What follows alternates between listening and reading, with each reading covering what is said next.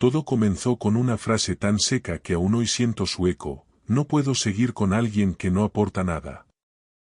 Así, sin temblarle la voz, mi marido decidió que mi valor dependía del dinero que ya no tenía. Mi empresa había cerrado, mis ahorros se habían reducido a casi nada, y él transformó mi crisis laboral en un veredicto sobre mi propia dignidad. Me llamó pobre, no como descripción, sino como sentencia. Durante semanas fingió paciencia, pero su tono cambió.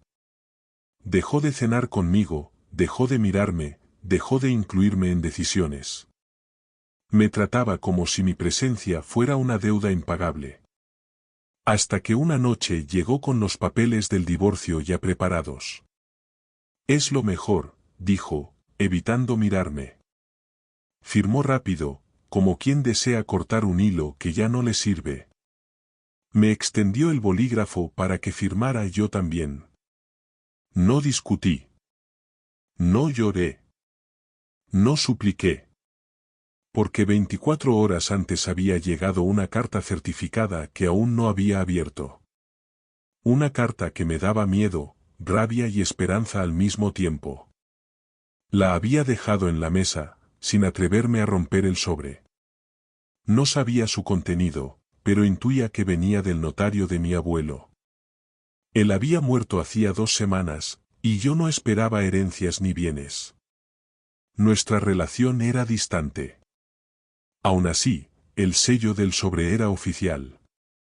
Mientras mi marido recogía sus cosas apresuradamente, como si yo fuera una mancha que debía evitar, tomé la carta y la guardé en mi bolso sin abrirla.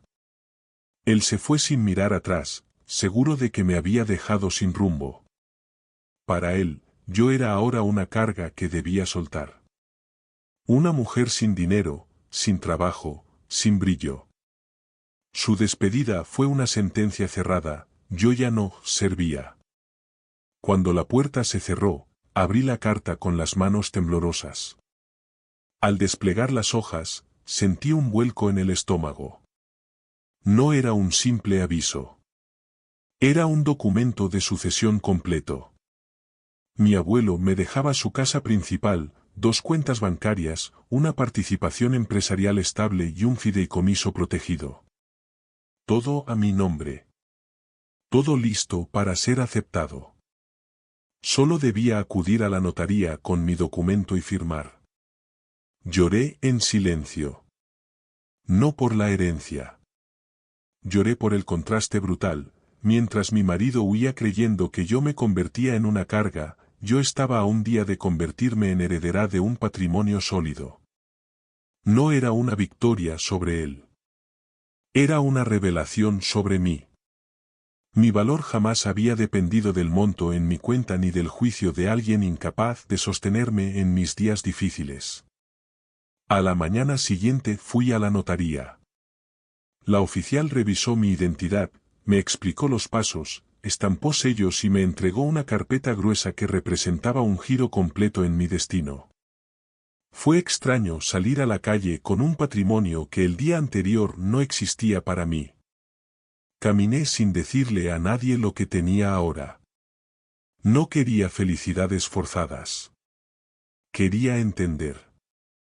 Mi madre lloró cuando le conté, y me pidió que no dijera nada a mi exmarido. El que se fue, que siga fuera, dijo. Asentí. No por rencor, sino por claridad. Alguien que te abandona cuando más necesitas apoyo no merece volver cuando vuelves a levantarte. Guardé la carpeta en un cajón y respiré profundo. Tenía que pensar, ordenar, decidir. Esa tarde, mi teléfono vibró. Un mensaje suyo: ¿podemos hablar? Dejé unas cosas. No respondí.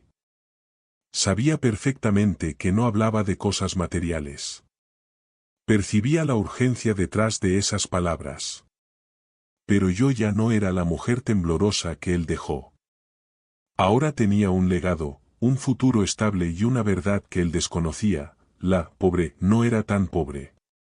La parte 1 termina así: él se marchó creyendo que me abandonaba en ruinas, sin saber que menos de 24 horas después heredaría todo un patrimonio. Y esa verdad silenciosa sería el inicio de un giro que él jamás imaginó, su regreso, su súplica, su desesperación, y mi decisión final. La mañana después de firmar la aceptación de la herencia amanecí con un temblor extraño, una mezcla de alivio, poder y miedo. Aunque ya era dueña legal de todo lo que mi abuelo dejó, aún no comprendía la magnitud real del cambio.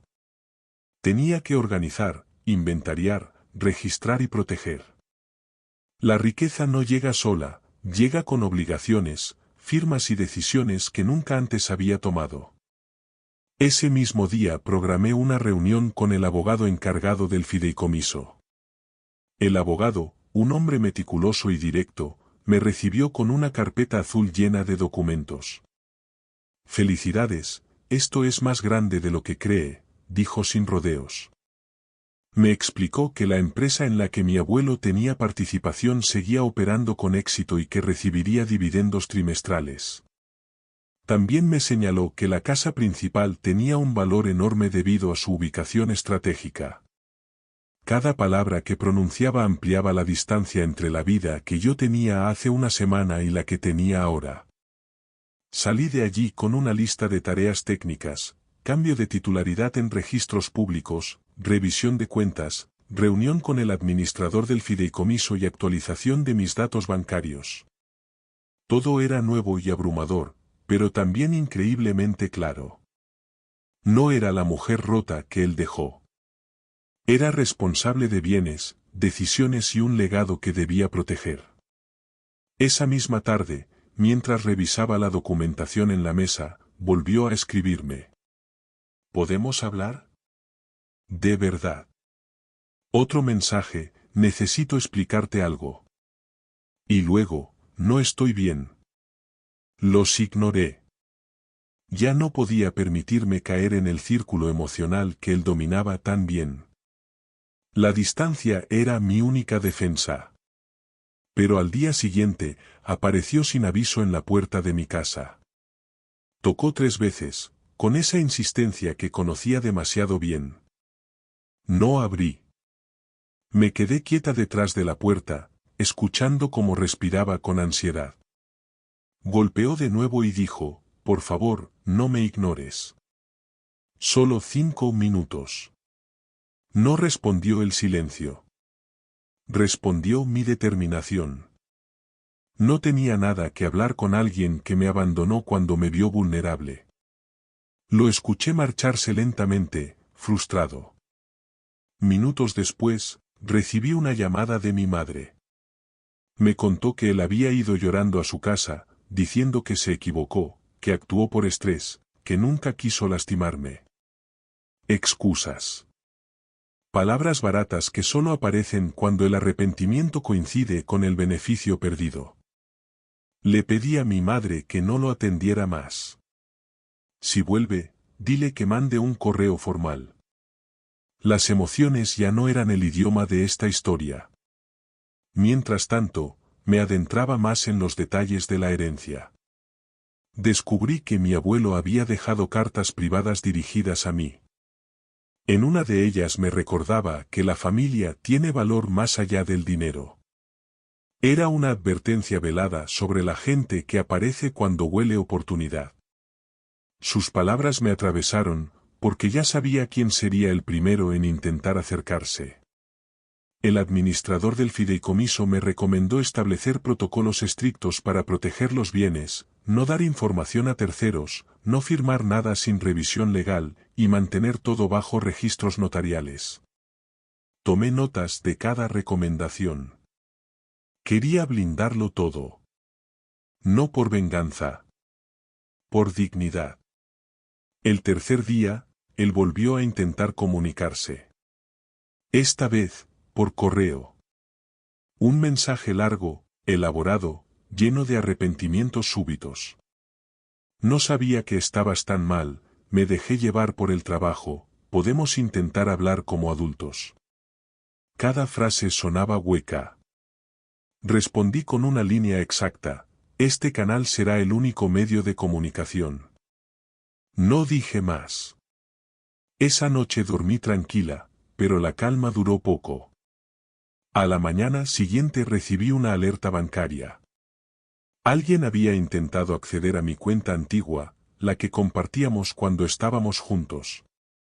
No tenían acceso, porque había cambiado todo, pero el intento quedó registrado. Llamé al banco y reforcé las medidas de seguridad. Cambié claves, añadí verificación doble y pedí monitoreo de movimientos. Si él creía que podía manipular o presionar, no lo permitiría. Luego llegó el giro que no esperaba. Una amiga cercana me dijo que él andaba preguntando por mí, que contaba versiones distintas de la historia, que decía que estaba preocupado por mi estabilidad emocional y que quería asegurarse de que yo no tomara decisiones impulsivas. Una narrativa conveniente para justificar su regreso. Pero no me movió nada. Sabía que su interés no estaba en mí, sino en lo que yo ahora representaba. Esa semana visité la propiedad principal que heredé. Caminé por las habitaciones amplias, las paredes silenciosas, los jardines enormes. Ahí entendí la magnitud del cambio. Esa casa no era solo una propiedad, era un símbolo. La vida que él creyó destruir había encontrado un cimiento más fuerte del que jamás imaginé. La parte 2 termina aquí. Yo empezaba a ordenar un imperio recién heredado, mientras él, lentamente, descubría que irse fue el mayor error de su vida. Lo que vendría después sería el choque entre su súplica y mi nueva realidad. La tercera fase comenzó cuando él descubrió, por fin, que la historia no terminaba en su abandono. La mañana en que mi herencia apareció en el registro público, su mundo se fracturó. No porque sintiera remordimiento sincero, sino porque entendió que su exmujer pobre acababa de convertirse en alguien con bienes, patrimonio y apellido reforzado. Y eso, para un hombre que solo medía el valor en cifras, fue un golpe directo al ego. Todo empezó con una llamada a mi madre. Él había visto algo en Internet. Un movimiento registral, una mención en el boletín, un rumor. No lo sé. Pero su voz, según mi madre, sonaba quebrada. ¿Es cierto?, preguntó. Ella no respondió nada. Cerró la llamada y me escribió de inmediato. Yo sonreí. No por venganza, sino por justicia poética. Había querido huir de mí creyendo que estaba descendiendo. Y ahora pedía explicaciones a la familia que él mismo ignoró durante años. Ese mismo día, él reapareció frente a mi casa. Esta vez no tocó la puerta, se quedó en la acera, esperando. Caminaba en círculos, revisaba su móvil, respiraba hondo. Una actuación digna de teatro mediocre. Yo lo observé desde la ventana sin hacer ruido. Su postura no era la de un hombre arrepentido, era la de un hombre desesperado por entender cuánto había perdido. Minutos después, recibí un correo suyo. Un texto largo, lleno de disculpas y preguntas disfrazadas. Podemos hablar de todo, escribió. Quiero arreglar lo que rompimos. No sabía que estabas viviendo una situación tan compleja emocionalmente. No pensé que mi reacción te lastimaría tanto. Palabras bonitas, cuidadosamente editadas, pero huecas. No mencionaba mi valor, mencionaba su vacío. No pedía perdón por abandonarme, pedía acceso a una vida que ya no le pertenecía. Respondí con una sola línea, todas las comunicaciones seguirán siendo por correo. No abrí la puerta. No bajé. No cedí. La dignidad no negocia con quien solo vuelve cuando hay ganancias de por medio. Esa noche, la historia tomó un tono más tenso. Recibí un mensaje de un número desconocido. Creo que tu ex quiere información sobre tus bienes. Luego otro, ten cuidado. Anda preguntando demasiado. No sabía quién enviaba esos mensajes, pero entendí que él estaba moviéndose con la ansiedad de un hombre que había apostado mal. Decidí comunicarme con el abogado del fideicomiso para reforzar la privacidad de los documentos. Añadimos restricciones y una advertencia formal para cualquier intento de solicitar datos sin autorización. Mientras tanto, comencé a explorar el funcionamiento de la empresa en la que ahora tenía participación. El administrador me ofreció una visita guiada. Fue la primera vez que vi con mis propios ojos el alcance real de la herencia. Oficinas amplias, empleados profesionales, proyectos en marcha. Era un legado construido con esfuerzo y visión. Y ahora yo era parte de él. Me recibieron con respeto, sin condescendencia. Me hablaron como a una heredera, no como a alguien que acababa de sobrevivir a un abandono. Esa validación silenciosa tuvo un efecto profundo, recordarme que mi valor jamás estuvo en manos de mi ex. Durante esa visita, recibí un correo de él. Solo quiero verte 5 minutos. Necesito entender. Creo que cometí un error terrible. Por favor. Ya no era arrogancia. Era miedo. Ese tipo de miedo que brota cuando se cae la fachada de control. Aún así, no respondí. Pasaron los días y su insistencia aumentó. Fue a casa de varios amigos en común para preguntar si sabían algo de mí. Algunos me avisaron. Otros me dijeron que él estaba arrepentido. Yo sabía la verdad, no era arrepentimiento, era cálculo. El tipo de cálculo que surge cuando descubre que el peso muerto que abandonó es ahora dueña de bienes que él jamás imaginó. A mediados de esa semana, mi abogado me llamó. Ha preguntado en el registro. Está buscando información. Confirmado. Su interés tenía tareas y rutas. Me recomendó emitir una advertencia formal a través de un acta notarial, dejar constancia de que cualquier intento suyo de acceder a mis documentos, cuentas o herencia sería considerado una violación a mi privacidad. Firmé sin dudar. Esa misma tarde, él volvió a aparecer frente a mi casa. Esta vez parecía devastado. Estuvo allí una hora entera. No lloró, pero su postura era de derrota absoluta. Miraba la puerta como si fuera una frontera imposible. Finalmente dejó una nota en el buzón. Una hoja arrugada. Un mensaje corto: por favor, háblame antes de que sea tarde. No entendía a qué se refería con tarde, pero no me interesó. El verdadero giro llegó al día siguiente. Mi abogado me contactó para informarme que había llegado una citación inesperada, una deuda que mi ex había ocultado durante años. Una deuda que él pensaba cubrir con mi apoyo financiero, con mi estabilidad pasada, o con mi supuesto futuro. Pero ahora que yo ya no era parte de su vida, esa deuda había explotado en su cara. Comprendí entonces por qué necesitaba arreglar tanto. No era amor. Era supervivencia. Decidí mantener distancia. No me acerqué. No respondí sus llamadas. No di explicaciones. La herencia no era un puente para reconciliación, era un espejo que mostraba quién era él realmente sin maquillajes ni excusas. La parte 3 termina aquí. Él descubrió la verdad de mi herencia y empezó su descenso desesperado hacia mi puerta. Pero la mujer pobre que abandonó ya no existía. Y lo que vendría después no sería un reencuentro. Sería un ajuste de cuentas emocional donde, por primera vez, yo tendría el poder de decidir el final.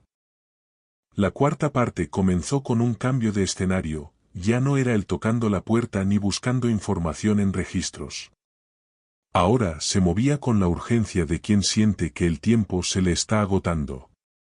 Su deuda, la que había ocultado durante años, finalmente lo estaba alcanzando. Y no tenía a quién recurrir. Yo, la mujer que antes cubría huecos financieros, que pagaba facturas atrasadas, que equilibraba sus impulsos, ya no estaba disponible. Él lo sabía, y por eso empezó a desesperarse. Esa mañana, mientras revisaba documentos del fideicomiso, recibí una llamada inesperada. Era su hermana. Nunca habíamos tenido una relación cercana, pero su tono era directo: necesitas hablar con él. Está mal. Su mal no me conmovió. Pregunté, ¿qué quiere? Ella vaciló. Dice que cometió un error horrible, y que si no te ve, puede perder algo importante. No especificó qué. No hizo falta. Él siempre definió las crisis según lo que podía perder, no según lo que había dañado. Aún así, la llamada dejó un eco incómodo. No porque sintiera compasión, sino porque sabía cómo funcionaba él. Cuando estaba desesperado, podía cruzar límites. Decidí adelantar una reunión con mi abogado para reforzar medidas de protección. Y fue ahí donde descubrí lo que realmente estaba pasando. La deuda que él ocultó no era pequeña. Era grande, muy grande. Un préstamo personal firmado sin respaldo, una inversión fallida, y un crédito que pensaba cubrir con mis ingresos antes de que todo se derrumbara. Su plan siempre había dependido de mí. Cuando me quedó sin trabajo, su estructura se quebró. Cuando me dejó, perdió su última tabla de salvación. Y cuando se enteró de la herencia, creyó que podía recuperarla. Esa tarde, recibí una serie de correos suyos, uno detrás de otro. Por favor, déjame explicarte. No es lo que piensas. Solo necesito hablar. Los borré sin responder. Ya no estaba obligada a sostener emocionalmente a nadie que me dejó caer sin paracaídas. Pero fue el último correo el que me hizo detenerme: si no hablo contigo, puedo perderlo todo. Te lo ruego. Ese, perderlo todo, tenía un peso distinto. No era amor. Era miedo financiero.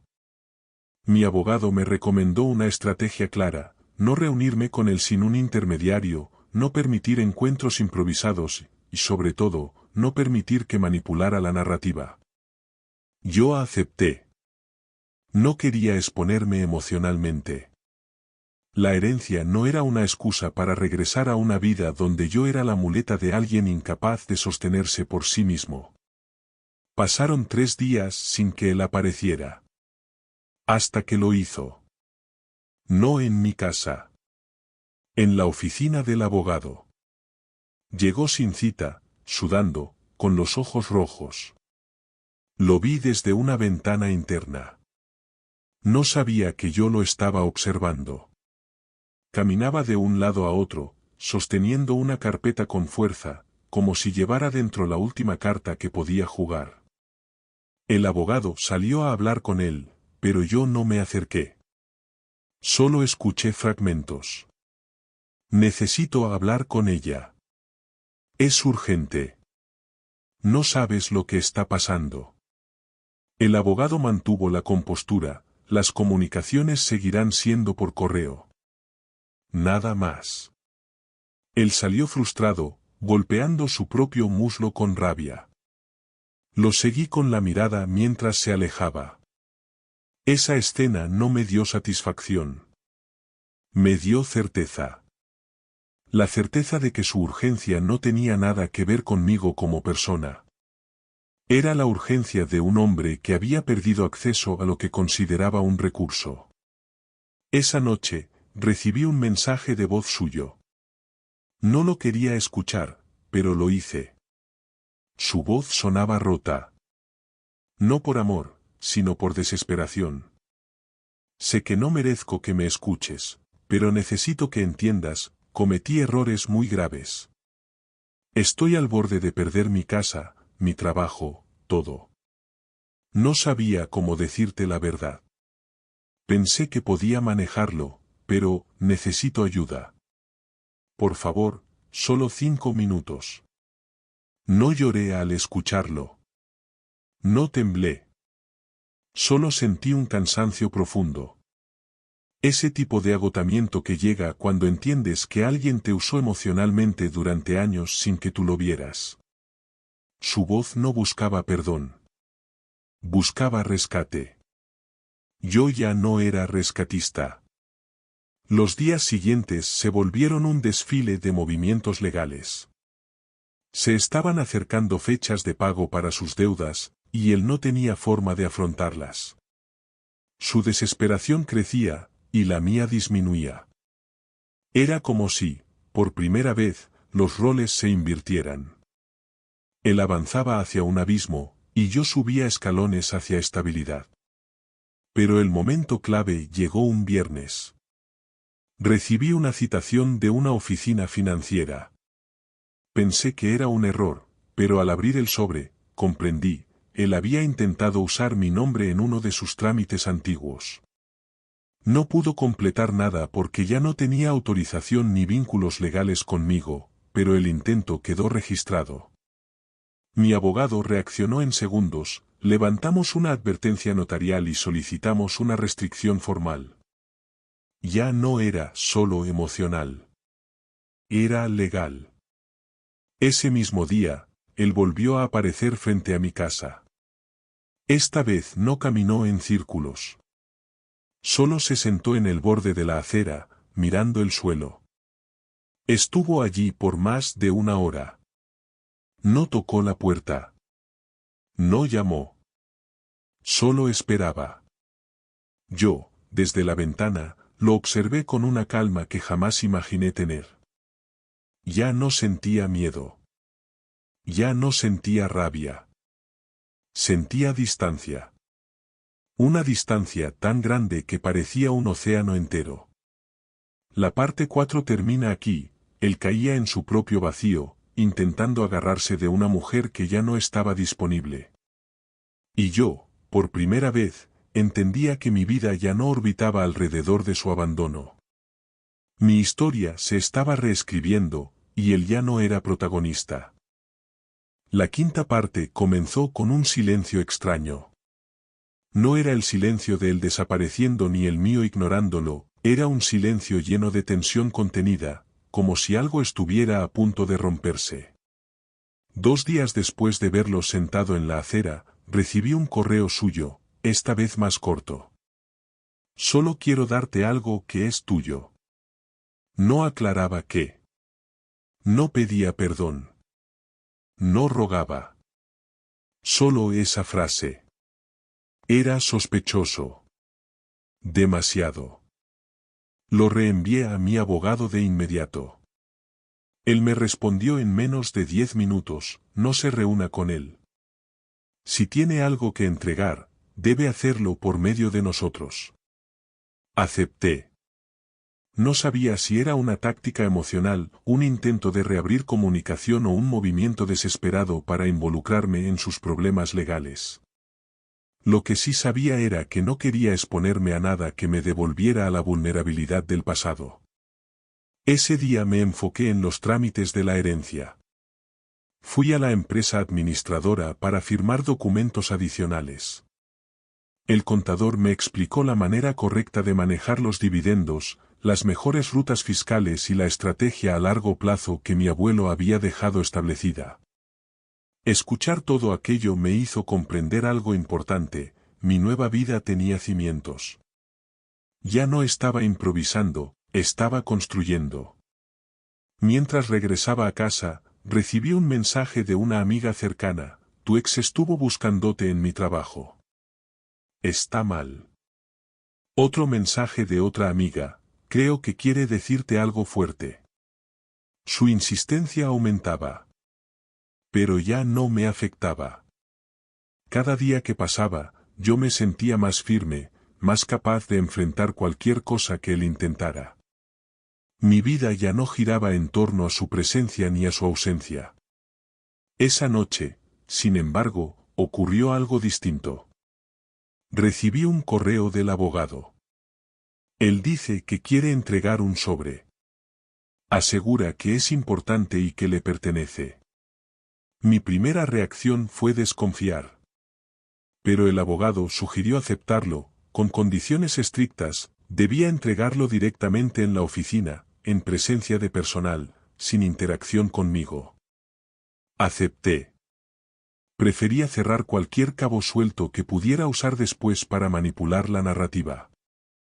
Al día siguiente, él llegó a la oficina. Lo observaron por cámaras, pero yo no estaba allí. Según el abogado, llevaba el mismo sobre que intentó dejar en mi buzón días atrás. Lo entregó con manos temblorosas y luego salió sin decir demasiado. Cuando me llamaron para ir a revisar el contenido, mi corazón latía con una mezcla de curiosidad y cautela. Al abrir el sobre, lo primero que vi fue una hoja doblada muchas veces.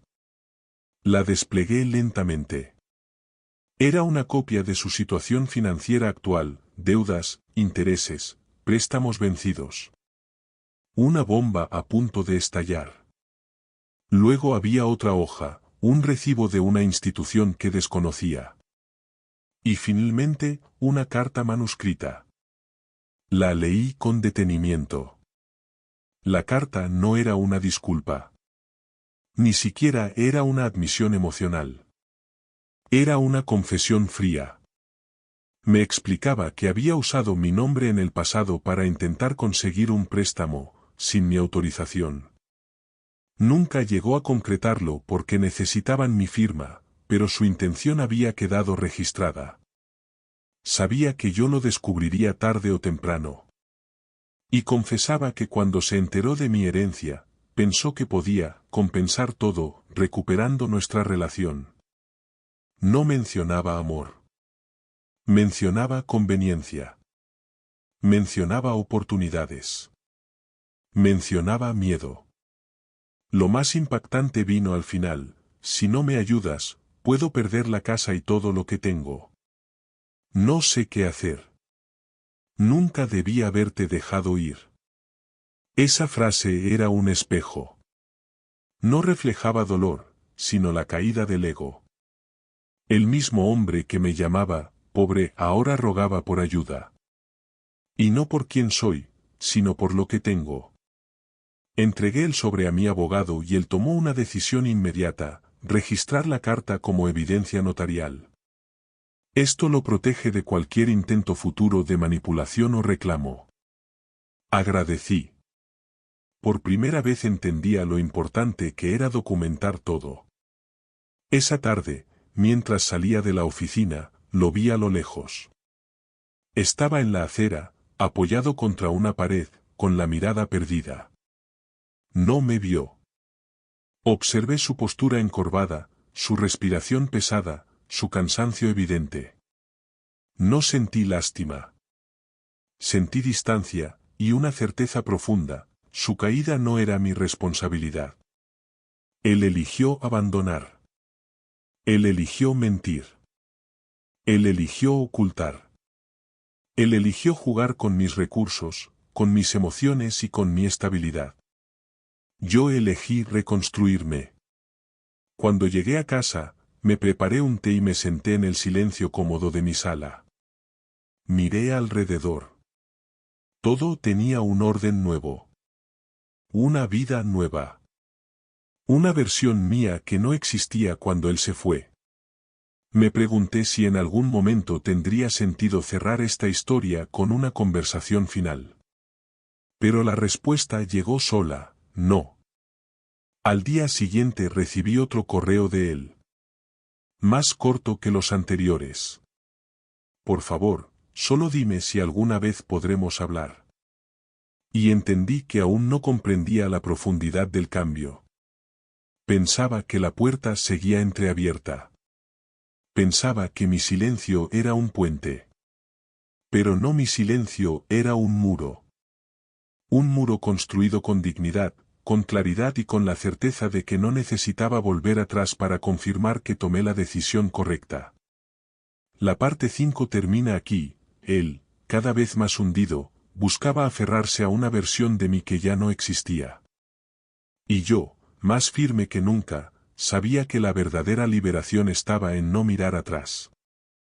La última parte de esta historia comenzó con una verdad simple: dejar ir no siempre es un acto emocional, a veces es un acto administrativo. Y ese fue el tono de mis días finales antes del cierre definitivo. Mientras él se hundía entre deudas, excusas y arrepentimientos tardíos, yo caminaba con pasos firmes hacia una vida completamente nueva. No era venganza. Era evolución. Y lo supe la mañana en que recibí el último correo que él me enviaría. El mensaje era breve, casi seco: necesito verte. Tengo información que podría afectarte.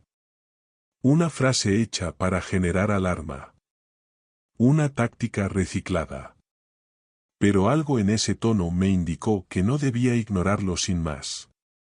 Así que reenvié el correo a mi abogado. Pasaron 2 horas antes de que me llamara. Él está jugando su última carta. Y no es peligrosa. Es desesperada. Ese mismo día, el abogado me pidió ir a su oficina para revisar un documento que él había enviado. Cuando llegué, encontré la carpeta en el escritorio, con una nota adherida: esto lo explica todo. Abrí la carpeta y descubrí algo inesperado. Mi exmarido había intentado hacer una declaración anticipada para eximirse de parte de su responsabilidad sobre una deuda, afirmando que yo había sido su soporte económico y que él estaba en estado de vulnerabilidad emocional. Una absurda narrativa que pretendía usar mi estabilidad financiera para suavizar su situación. No era una acusación directa, pero era una insinuación peligrosa. Mi abogado ya había preparado la respuesta. Esto es manejable. No puede afectarla legalmente. Lo que sí demuestra es que aún no entiende que usted ya no forma parte de su ecuación. Respiré hondo. Eran palabras que ya sabía, pero necesitaba escucharlas. Cerré la carpeta con un clic firme, como quien cierra un capítulo de un libro denso. Pero la historia tuvo otro giro inesperado. Esa tarde, cuando salía de la oficina, lo encontré allí. No estaba esperándome exactamente, parecía más bien perdido, agotado, sostenido apenas por la esperanza de que yo bajara la guardia. No me vio. Yo sí lo vi. Era un hombre sin brillo, sin fuerza, sin ese aire de seguridad que antes lo envolvía. Un hombre reducido por sus propias decisiones. No me acerqué. No intercambiamos palabras. Solo caminé hacia el ascensor y presioné el botón. Él levantó la mirada un segundo antes de que las puertas se cerraran. Ese instante fue el cierre emocional que necesitaba. No hubo insultos, no hubo reclamos, no hubo explicaciones. Hubo un silencio que dijo todo. Ya no había nada que recuperar.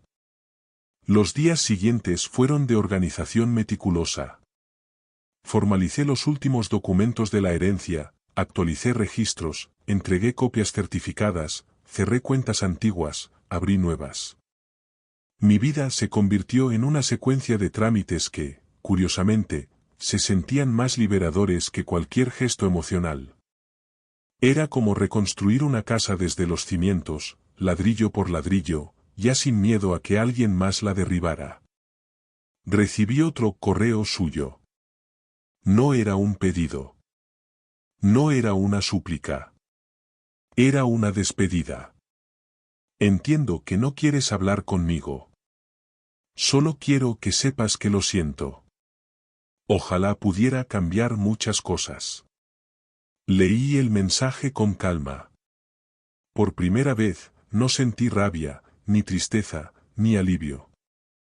Sentí algo nuevo: indiferencia. La verdadera libertad no siempre llega con un final explosivo. A veces llega cuando ya no sientes la necesidad de responder. Mi madre me preguntó si quería bloquearlo definitivamente. Lo pensé un momento y luego asentí. No por odio. Por higiene emocional. Mi abogado también cerró cualquier vía de contacto indirecto. Sus intentos legales quedaron registrados, su deuda siguió su curso, y mi vida siguió la ruta opuesta, ascendente, tranquila, ordenada. Un sábado por la mañana, decidí visitar la casa que heredé. Caminé por los pasillos, abrí las ventanas, dejé que el aire fresco entrara. Me senté en el jardín, bajo un árbol que mi abuelo había plantado cuando yo era niña. Fue allí donde por fin permití que las lágrimas salieran. No por él. Nunca por él. Lloré por mí. Por la mujer que fui, por la que sobrevivió, por la que renació. Recordé la noche en que él me dejó, llamándome pobre. Recordé el temblor que sentí al firmar los papeles del divorcio. Y entonces lo entendí con una claridad brillante: no había perdido un esposo, había perdido una carga. Había soltado un ancla. Y lo que gané después no fue la herencia. Fue la libertad. Los meses siguientes fueron una transición hacia una versión más fuerte de mí misma. Aprendí a manejar inversiones, entendí términos financieros que antes me sonaban ajenos, organicé mi vida con disciplina y calma. Ya no necesitaba que nadie me dijera cuánto valía. Mi valor estaba en cada decisión que tomaba sola. Un día, mientras revisaba documentos, encontré la primera carta que el notario me entregó. La leí despacio. Mi abuelo había escrito una última línea que no había entendido la primera vez: regalar riqueza es sencillo, lo difícil es regalar libertad. Esta herencia es ambas cosas. Cerré la carta con una sonrisa. Tenía razón. El cierre definitivo llegó de manera silenciosa. Un correo del abogado informando que todos los procedimientos estaban concluidos. Una notificación bancaria confirmando que las cuentas estaban completamente bajo mi control. Un mensaje de mi madre invitándome a cenar para celebrar. Una mañana tranquila sin sobresaltos. La parte 6 termina así: no hubo confrontación final, ni venganza calculada, ni escena dramática. Hubo un final limpio. Él quedó atrapado en las consecuencias de sus decisiones. Yo caminé hacia adelante con la fuerza que nunca imaginó que tenía. A veces, ganar no es derrotar al otro. Es recuperar tu vida, cerrar la puerta correcta y seguir caminando sin mirar atrás.